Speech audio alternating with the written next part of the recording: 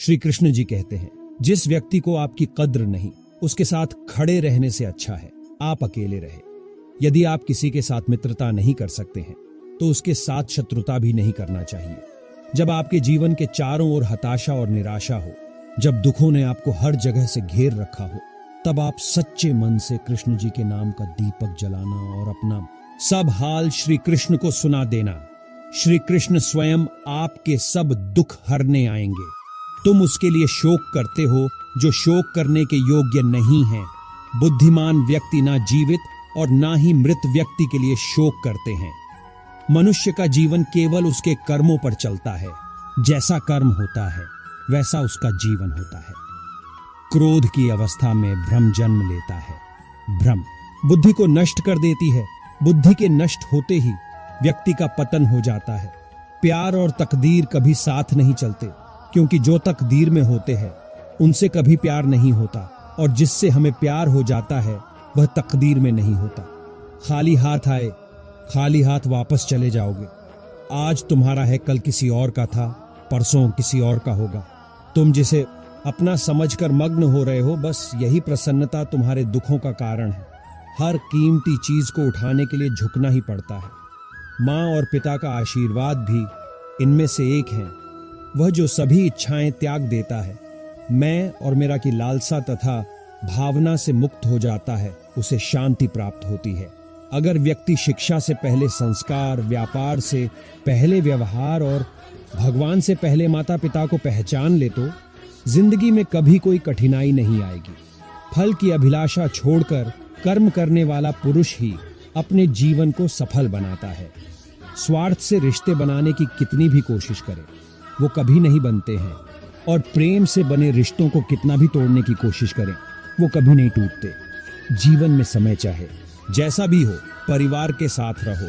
सुख हो तो बढ़ जाता है और दुख हो तो बढ़ जाता है। बुरे कर्म करने नहीं पड़ते हो जाते हैं, और अच्छे कर्म होते नहीं करने पड़ते हैं। जीवन में आधे दुख इस कारण जन्म लेते हैं क्योंकि हमारी आशाएं बड़ी होती है। इन आशाओं का त्याग करके देखो, जीवन में सुख ही सुख है।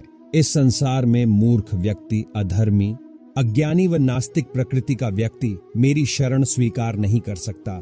जो दूसरों की तकलीफों को समझते हैं, जिनमें दया है, दिल से अच्छे हैं, उन्हें दोबारा जन्म लेना नहीं पड़ता। आत्मा न तो जन्म लेती है, न कभी मरती है, और न ही इसे कभी जलाया जा सकता है, न ही पानी से गीला किया जा सकता है। आत्मा अमर और अविनाशी है। अंत काल में जो मनुष्य मेरा स्मरण करते हुए देह त्याग करता है, वह मेरी शरण में आता है। इसलिए मनुष्य को चाहिए कि अंत काल में मेरा चिंतन करे।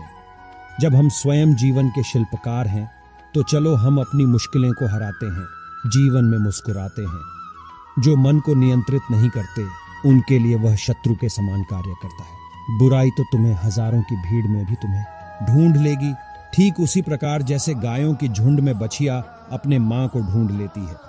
बड़प्पन वह गुण है जो पद से नहीं, संस्कारों से प्राप्त होता है।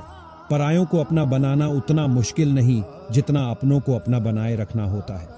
हमेशा छोटी छोटी गलतियों से बचने की कोशिश किया करो, क्योंकि इंसान पहाड़ से नहीं, पत्थरों से ठोकर खाता है। इस भौतिक संसार का यह नियम है, जो वस्तु उत्पन्न होती है, कुछ काल तक रहती है, अंत में लुप्त हो जाती है, चाहे वे शरीर हो, फल हो।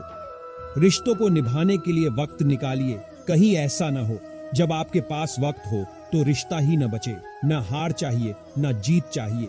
जीवन में अच्छी सफलता के लिए परिवार और कुछ मित्र का साथ चाहिए। प्राणी अपने पुराने कपड़ों।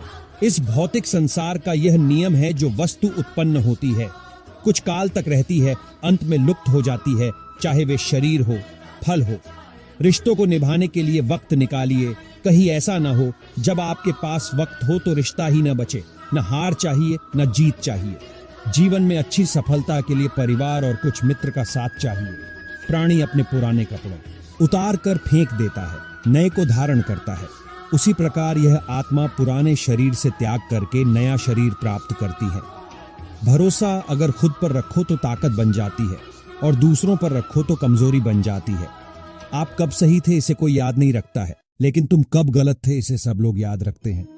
जन्म लेने वाले के लिए मृत्यु उतनी ही निश्चित है जितना कि मृत होने वाले के लिए जन्म लेना इसीलिए जो अपरिहार्य है उस पर शोक मत करो। लोग आपके अपमान के बारे में हमेशा बात करेंगे। सम्मानित व्यक्ति के लिए अपमान मृत्यु से भी बदतर है। केवल कर्म करना ही मनुष्य के वश में है, कर्म फल नहीं। इसलिए तुम कर्म फल की आसक्ति में ना फंसो तथा कर्म का त्याग भी ना करो।